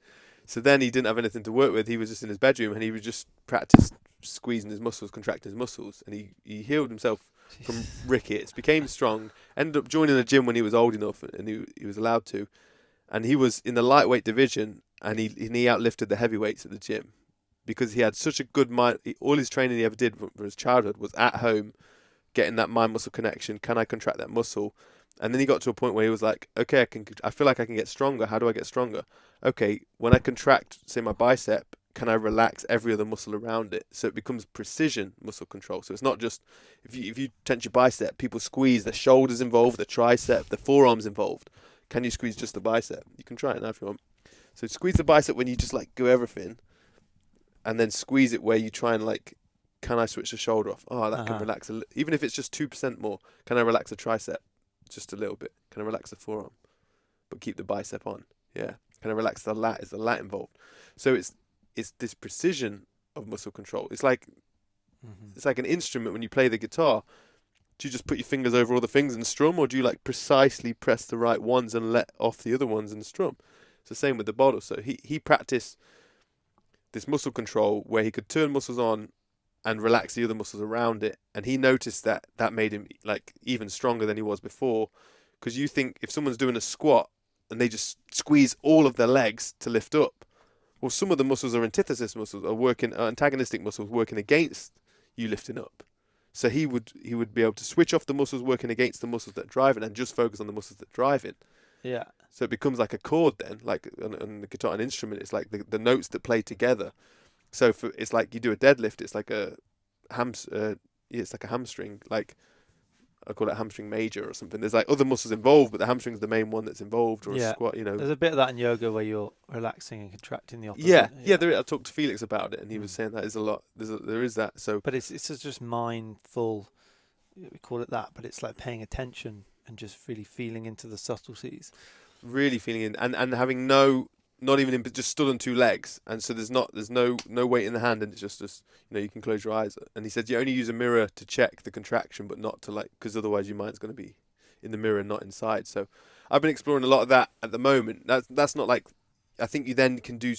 I like to do a little bit of like certain type of calisthenics. I won't go into that now, but with that I don't think you just do muscle control, but I think that is like such a good foundational starting point for people that like from school. Why don't we build a mind muscle connection? Why aren't, like, it's your body, it's if you want to control it. I feel like it's made my dance better. I've got more control over my dance, my rope flow. I feel more fluid. I feel like, I just from practicing contracting muscles and relaxing others, I feel like for 3-4 months I feel a lot better in a short time from that. So I want to continue to do the Maxic for the strength work and explore that. And then the stability ball and the balance is fun. Like, trying to stand on a Swiss ball, kneeling on a Swiss ball, sitting on a Swiss ball, lying on your belly on a Swiss ball. I've made a course out of it. So there's like 30-minute classes of like, do this, try and hold this balance, try and hold this, and it builds up. But children like want to practice their balance, don't they? Like it's wired into us for a child to want to somehow. It's wired, yeah. Yeah, it's wired into us, and yet we don't feed that. We get them into kick this football against that bunch of other people, and it's like this us versus them. From a young age, it becomes competitive sport rather than what is wired into what let's feed nurture what's there. And so I think balance is a good point. And then swinging a rope, it feels good to swing stuff. Swinging kettlebells, it feels good to swing. It's fun. It's like this elastic bounce that's a lot gentler on the joints than like a heavy weight. It's like it's still got some weight to it, but there's like a rhythm and flow to the kettlebell, and the rope as well. So there's enjoyment. The mind's involved. There's patterns involved. It's more colourful. I think so I think I've got a nice approach to the body that I'm excited to deepen my practice with, to teach with other people in person. And this is what the footage you'll see from the retreat. That was a really heart-opening experience for me, because it was like I've been doing this stuff on my own and teaching it online, but to do it with a bunch of people and to have these classes, and I feel like everyone just enjoyed it, like from all levels of people that don't really move their body much to people that don't like athletic. And we were all just like practicing these patterns with kettlebells and enjoying it and getting a good sweat on, and there's no looking at the clock or anything like that. It's like that's how PE could be, that's how the gym could be, but it's not like that for a lot of people, and that doesn't have to be. But it feels like it was an exciting discovery, an exciting proof of concept to do it with people and see. So I want to teach that and play some more. I feel like you want to get on a Swiss ball now. You know? In here, I mean, you. Yeah. I saw that thing you shared with them. The guys just. Oh yeah. You got kettlebells. You got your 20 kg up front. That's a big one. I did buy a Swiss ball. Did you not get the one? thing you can carry in a van. I mean, you have to carry a pump. No, it's not keep quick. Yeah, I deflating it. know. That's the thing, man. Yeah. I was going to say, so where do you think you found your discipline in like sitting and going in hard on something and like just being patient with it? Like that for me is inspiring. Like I get a lot from that of like really just going into something hard and like just figuring it out and following that kind of intuitive. Okay, there's something in this.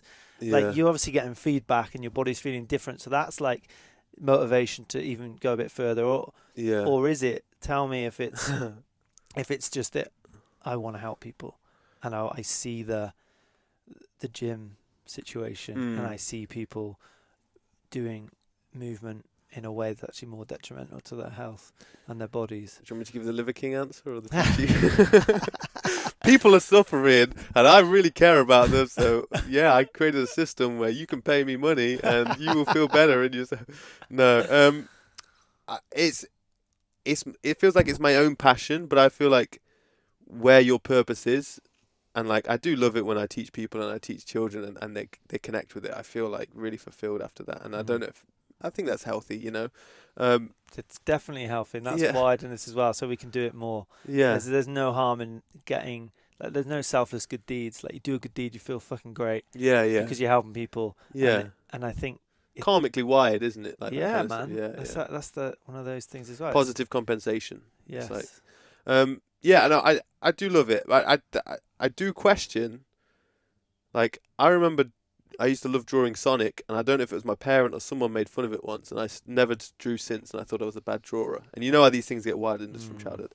Both my sisters played instruments, and I'm going on a tangent here, we'll bring it in. I never played an instrument when I was young. I think I tried out for a choir once, and I had a shocking voice, and was just like, I think they were maybe polite, but I just could sense that. I tried out for a band and sung Nirvana, Smells Like Teen Spirit. No. I got a guitar once for like a week maybe, and tried to. This is in like my teens. You're not scared to try things. I tried, no, but I was quick to give them up, and I just focused on sport. Part of me is like, what if Tim's not even, like, my whole journey into biomechanics is all injury driven, and I'm actually meant to be a musician, but I was injured, like, I was put off from that, and I was trying to earn my dad's love with the sport stuff. So I'm like, Tim Sheeff's not even, what if I find out one day I'm like not even into the body, it was just all injury, you know. I was just a random tangent I was thinking earlier. I was just like, what if I'm meant to be a musician? Maybe we're all meant to be musicians. That's what I'm thinking. I think we're all meant to be musicians, right? Yeah. That's just like a side gift from God. It's just like, you can all play a different music, you know. Yeah. But your passion is like, well, some people are definitely like. Well, what you were saying there about the rhythm with a kettlebell and that tapping into that rhythm, which feels like innately good, rather than just like just kind of rigid and structured, linear, linear, compound and just void of like the natural order of things. The 3D spherical like there's joints. No straight lines out there. No. It doesn't exist. Yeah. So like, let's move in a way that feels. Again, look to the natural world. Look to animals. There's no rigid movements. Yeah. It's not to say there's definitely a place for bilateral training, but it's like maybe a quarter of the training. Yeah. Or like less. Yeah. Oh well, I was relating that to music. Yeah. In that, when does music feel good? Like when it's in flow, when it's in rhythm, in our heartbeat syncs to it, and there's like some sort of poetic. Yeah, metronomes don't sound good. Yeah. Do you know what I mean? Yeah, exactly. It's like, yeah. No, it is. I try to take principles from nature, from what I conceive to be God's laws, or like I say, children is wired to practice, and like try to recognize it, and where I see that, and it just helps highlight to me how far where things are out of line and where they are in line, and that it's not a finished product at any means, but I feel like just using those principles has helped me to find some stuff that's like, wow, I think this is fun, and I think it should be fun. Like I put that, I don't know if you saw that, like play is the shortcut to mastery. Yeah, sustainable. It's so much more sustainable, right? It's like when we learn through play, man, the memories there, like there's just so much more of what we absorb. The absorption of the soul's involved, right? When it's like, So yeah, compared to like this rigid, I know I love books. I was gonna say reading of books, but like Yeah. I don't really learn from books as much as I get like inspiration for life. But like Yeah. but through actually like the immersiveness. That's might be why I've not got into like the food and stuff, because I feel like I want to immerse myself around the culture, but I've just not seeked it, I guess. But I think you're doing it, man. I think play is directly connected with creativity, and another thing we probably can't measure as well. Well, I mean, we have measured it. We know what play does to the brain, does to the body, does to community. But beyond that, you mean like it's like creativity-wise, it's not in schools more because it's somewhat immeasurable, and it's hard to do that. So it's more about like question answer. Yeah, it's just a representation of where we're at, and what kind of situation we've got ourselves like if you judge a fish, what's that quote, on how its ability to climb a tree or something like that. It's always going to be rubbish. It's like man. So yeah, you're doing your things this month. You're putting yourself out there. It's an experiment. We're trying. I'll put the links to that. Cool, thanks. So if anyone, I'm doing it free. I'm gonna come join. You're gonna come for it? Come for it. Donation based. I paid $250 for the venue for a month, for those sessions. So if I can cover my costs, I'll keep doing it. And then obviously I'd want to make a living as well. But absolutely. But it's not desperate for it right now. But I think, is there a way to donate like after the session? Yeah, I'm gonna have because I think that will be quite a cool. I'm not sure. Or anything. I'm like, but do you know what I mean? Because people will pay a certain amount and then they'll go to the session, they'll get so much from it, and then they'll leave thinking, I probably should have paid more. Yeah, I think I'll have like a hat or something, like a busker, and just like someone on the guitar in the corner. Well, like just a PayPal and the backs, like bank transfer or something. If people put cash, is fine as well. But if they want to, but it's not. It's a tough line because it's like, how much do I say? This is literally like, and I think these are the important stuff to discuss, right? Because I'm like making the flyer and I'm like, cost, donation, like cost, free brackets donation, like, because if you say cost donation, then everyone feels obligated to pay. But so then there's even like, I felt like I was still putting my intention on them that I wanted them to feel obligated to pay. So I made it cost free, but then I also have to make them know that donations will help, So I did, cost free, because I want to be able to promote it as a free workshop, because it is, I also want to cover my costs, but I wanted to promote it as a free, so it's like trying to keep integrity with it, and then also recognize that like the purpose is that like, if someone can come and they're a student or they're not willing to pay or they've not got the money, that's completely fine. This is what the sacred economic stuff or whatever, or the gift economy is. It's like, or maybe it's not. I'm not fully delved into it, but it's price is never. This is something I've been thinking a lot about lately. Is price is never the price equality. I call it price equality. Price is never the same for two people, even if we earn the same money. Yeah, it means different things. It means completely different things. What it's worth to someone.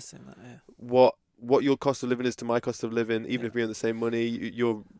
Like someone could have a relationship, have a partner they live with in a cheap house. Someone might be living on their own in an expensive house and earn the same amount of money.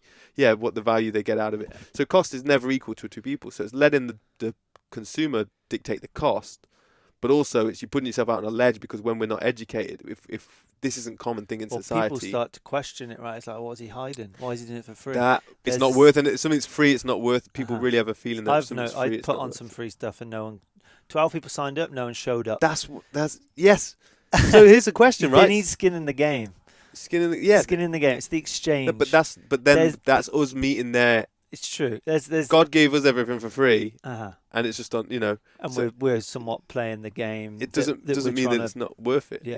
Yeah. So you're right.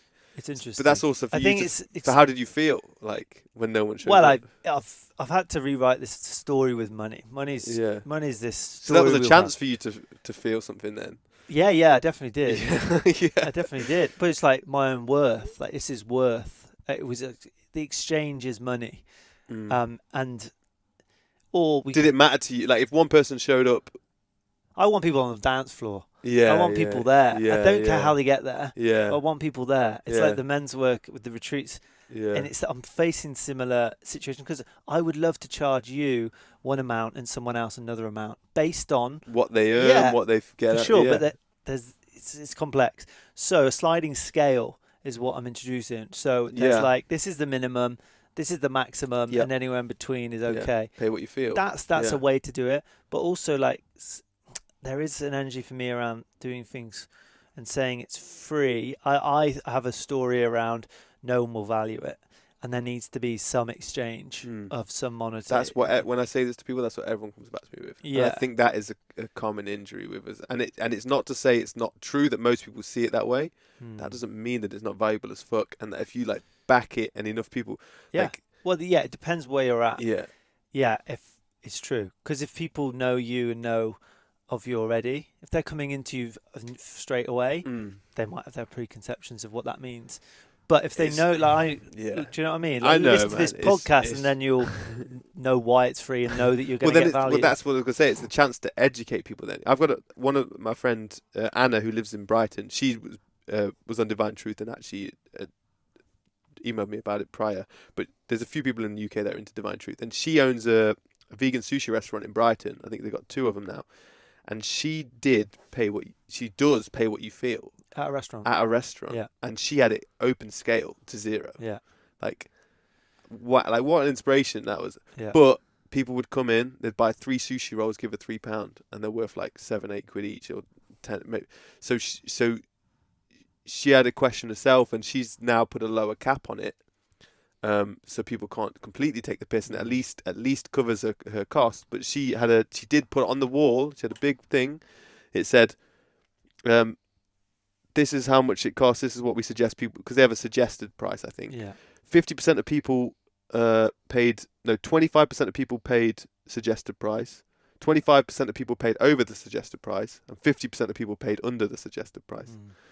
But she fully takes responsibility, as it's her emotion for her attraction of what money brings into the business, which is that, that's a tough thing to look at people to go, you can do it. You got to face your own fears. Yeah, it's like, okay, what's this telling you about you? Where are you blocked? Exactly. What's it telling you about yourself? But then it's like, how much, Not a lot of people that I know would have time for that conversation.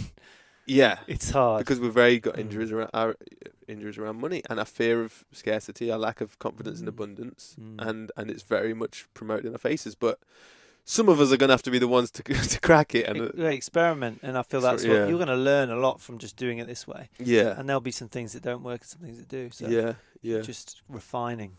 Yeah, man. Could get rich, man. If you got rich and you did it that way, how good would you feel? Like, you know what I mean? Well, then it is. If you never asked for a penny and gave everything because you fucking love what you do, and you made $1 million, like, what would you feel? Like, that would be the most fulfilling million anyone's ever made. Then, like, and you'd spend it in a loving way as well, right? Because you're getting it in a loving way, and it's.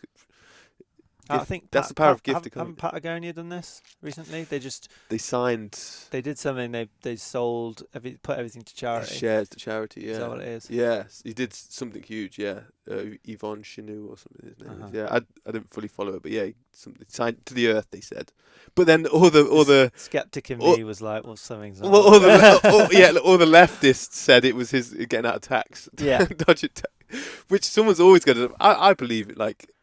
Course there's going to be some billionaires who feel so unfulfilled, and they just choose that. Hopefully there will be some. Yeah, you'd think that, or sons of billionaires. Or you don't know how they could get indoctrinated so young, but but world feels weird right now, eh? Like the online space feels weird. Like there's been a shift. Like something shift is there's a shift in bring it back to food, but like how we are viewing food now, veganism. There's a shift there. That's how it's really rippling out, and there's that going on. Did you want to talk about that? No, we don't have to. Okay. We don't have to. I think it's important. Do you know what? It's one thing that I've not talked about much is food with my online stuff, because I know that everyone has their own reality and perception of it, which is fine, but for me it's just I'm on my own journey with it. It gets messy, I think, for me, quite quick. when you start talking about it, and then I don't know. I just think it's a messy subject for me to go into. I mean, I would never like just reject questions, but it's just something that just haven't found relevant to talk about. Or maybe there's something there, you know. But I guess it's just that people are so identified with the way of living, and food is so important to everyone. So it's not. I honestly, I purely don't think it's a win on my part or some sort of fear I've got. It's purely that everyone's got their own journey with it, and that the identity that some people have around it is really can be challenging to. It's quite religious for people, isn't yes. It can be quite. But I think there's also that wave of like the self-righteous diet. Like I've been there with veganism. You've got Liver King and the carnivore movement and all that stuff is like. But I think there's this softening on the other side of it, of all of us who have been through it and we're as confused as ever. Or like, Yeah. So I think there is a wave of us that have gone in and come out of that self-righteous. And maybe this happens every generation, but I don't know. With the internet, it feels more open at the moment. But it does, yeah. But I think there is like life is just humbling. Life humbled me with my dietary stuff, so I'm the same. Like, can't. Yeah, well, it proves to yourself that we and COVID did this as well, right? That our biases really are so embedded in us, and we see things through such a. Like if we're open to just check ourselves, and I started chatting to a lot of people I didn't disagree with, as I'm sure a lot of people did, but I actively sought it out and I actively wanted to like challenge myself by with the COVID stuff. Yeah, and I think it's the same with food. It's like, well, how well do you know yourself, and how much can you just surrender to the fact that you don't know and you're just doing your best with what you've got? Like that's okay, and just to lean into that more often, because you can just start shouting about stuff and you're not able to listen or see from someone else's point of view. We won't go into COVID. We don't need to go into COVID. It's whether I want to go into food. I'm like, I could start somewhere. Well, because Divine Truth just gave me helped me see another angle on food that I hadn't thought of. That like. Okay, share a little bit. Just briefly, yeah. Well, because I was still trying to solve things. I was vegan. Didn't feel good, tried a lot of things, ate meat, felt better when I ate meat. I feel like my digestion works better. I feel like I absorb more of the nutrients. Whatever it is, I feel like more charged from the food when I eat it. But I'm currently eating vegetarian. I have been for about a year now. Because we all know that when we're stressed, when we have certain emotions, our digestion doesn't work as well. But I hadn't at all connected it to like my emotional injuries. We get liver issues, kidney issues, whatever it is. My mum said I was born yellow, which is jaundice, which is liver, which is anger. If you look into Chinese medicine, wow. My mum's got a lot of anger at men. So I absorbed that in the womb, come out yellow. They put me under a light for 3 days. So I'm like born. So I had some real childhood stuff I got to go through. But I've got pretty bad toenails. Like I'll show you in a bit, but they're pretty bad, and I think that's linked to liver as well. They say liver manifests in the toenails. As in colour, or they're yellow and they're quite just jagged and just not nice, and so that's liver, which is linked. You can say it linked to anger, and so my liver maybe doesn't function as efficiently as a perfectly, a younger person's liver or someone who's not got those same emotional injuries I've got. So the kidney will have, the heart will have an effect from sadness, whatever it's grief. Is it the lungs that is grief?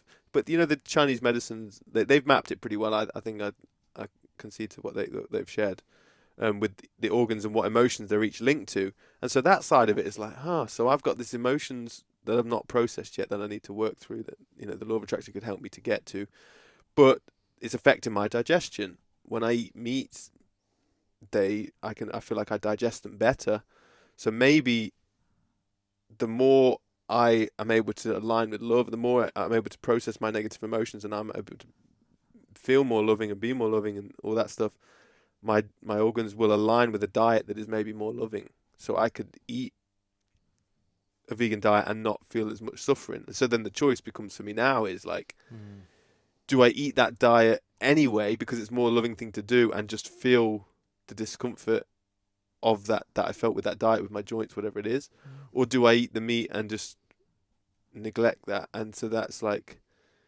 because if I'm eating vegan and feeling not as good, that's a chance for me to feel the emotions that connected to. I mean, there's just there's so many, it's soul mechanics, right? But there's so many ways to play with that. The biology of belief plays into this big time. And what The really, Bruce Lipton stuff. yeah, just how we shape our internal word for what we believe and how that affects our system. But you can't intellectually choose your beliefs, right? No. It just happens at heart level. Like, Yeah. So it's I agree that it's a factor, but then it's like navigating your relationship to what you say believe is healthy for you. But I believed veganism was healthy. Trust me, I believed in it. Yeah. Do you know what I mean? Yeah, sure. And it didn't work. Yeah. But because I was still playing like on this plane and not on the soul plane, I was doing the biomechanics, the physical stuff, not the soul mechanics. So it's like this emotional understanding is just it's just as simple as this. It's like, maybe veganism doesn't feel good for me, but that's because of my stuff and my organs aren't functioning fully.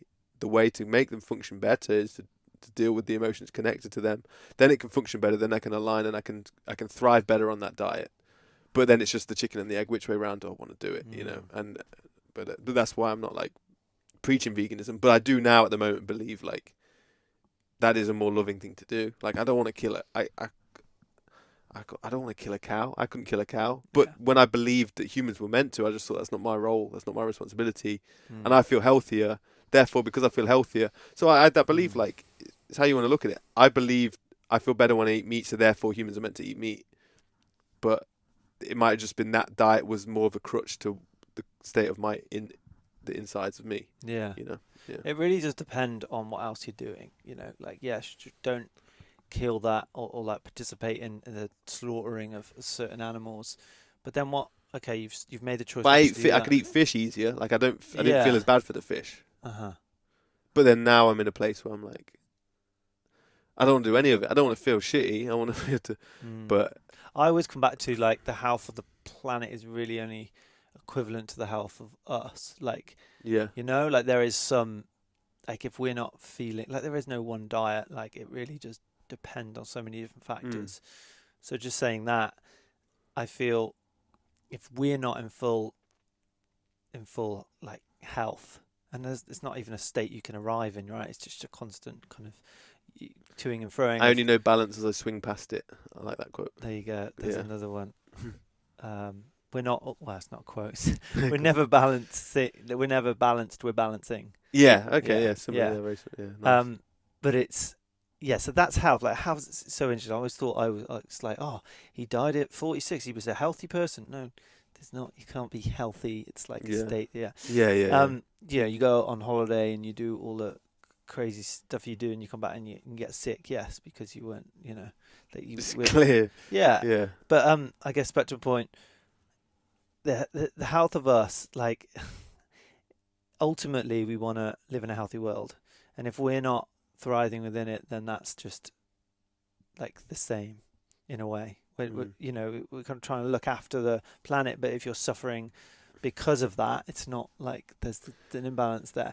But I understand that there's no argument. It's nuanced. There's no argument for there is suffering, and there's no healthy way to consume eggs. There's just no argument for me. Yeah. I've looked into it, and there's suffering there. Yes, that's the one that I still eat as well. Yeah, I do.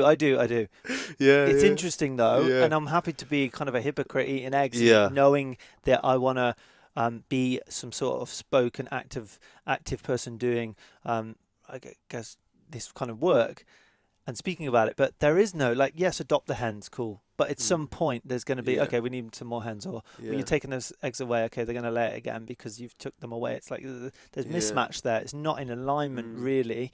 For me, raising an animal and killing it or going out hunting and killing it is more ethical than putting chickens in a cage and taking their eggs. And I don't think there's a right argument for that. But there's all these, because I've gone down these paths, and I was. It's nuanced. I was vegan for, I'd asked for the vegan menu. I wouldn't say I was vegan. Yeah. Because I knew I didn't want to pigeonhole. Especially when you're out. Yeah. Myself. But then people label you, so it doesn't really matter what you call yourself because people will call you anyway. Yeah. So but now I am eating meat, and I feel instantly in my body how it lands in me, and I just feel well. I don't know how to describe it. It's like a visceral feeling of like satiated. Yeah, I know that feeling for sure. But for how long, and what season is that in? And then, you know, like there's this all these. But it's that thing where we choose pleasure over love. You know, most humans are operating on this pain pleasure, and so we seek pleasure and avoid pain, rather than operating from loving and unloving.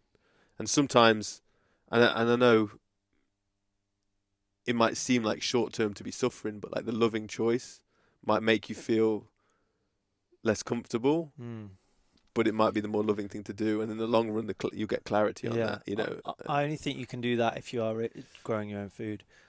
I think it's. Do you know what I mean? That, of course, there's a spectrum, and we can go in a better direction. Yeah. But I think unless you are growing your own food, like it's just it gets really messy. Yeah. You know. It's hard, man. It's a complex thing. Yeah. We can park food there. We can. But it's a fascinating topic. Yeah, I don't want to go too deep. No, it's a good topic, and I think we're able to have quite an open convo that needs to be had actually, because I think most conversations about food are set in stone, whichever opinion they've got. You know. Well, you can find so much evidence for everything. You know. You can go down a rabbit hole and justify anything. We're looking to prove stuff rather than to get the truth of stuff. For sure. Yeah. And then we're also operating, like you say, like, I don't know, I feel like nature's always a reflection of us. So the higher we're the guardians of this place, so the more we can grow and love ourselves, the more that will reflect that, you know. So the evidence will change, because we go, oh, well, nature's cruel. Sure. Sharks eat things, lions eat that. It's like, well, we're pretty cruel. It's like, well, they do it, so we try to justify it by them, but they could just be reflecting our own, you know, cruelties of. Yeah, which reflects some things we've all talked about in this conversation, right? The one thing I'm drawing on at the moment is like is just being a part of it and participating in that, like feet on the ground, hands in the soil, and just really trying to. I think a lot of health is also directly correlated to how much time we are away from, like, you know, further away from nature you get, the more unhealthy you become. Definitely. In all situations. So really, it's like whenever you are in a healing health crisis or something, just really go and immerse yourself in that as diverse as possible environment, and like go out and just seek that be amongst the trees, be in the wilderness, seek solitude, and be a part of it, and then you'll find things that way. Like, I think more than anything, more than like changing diets and doing this, it's really like where is your organism? Like, you are a combination of what you breathe, touch, and eat. Like, in those breathing and touching things, like it's so a part of like talking about the animals. It's like, are we just eating, consuming, or are we, you know, have we got any relationship with the animal? Yeah, like that's a part of the conversation. Of like, I eat meat. It's like you eat it, you consume it, you don't participate in it, and that's as much as the health of you as thinking like eating it is healthy. It's like it's so much bigger than that. That's literally what Mark Boyle's in the book I was reading yesterday was literally just summed that up. He just said the more steps removed we are from it, the less appreciation we have for it. Yeah, and that's, I think, exactly what you're saying there. Like, the more steps removed from the process of the animal or from nature, the more less appreciation we have for it. Like, go vegetarian again.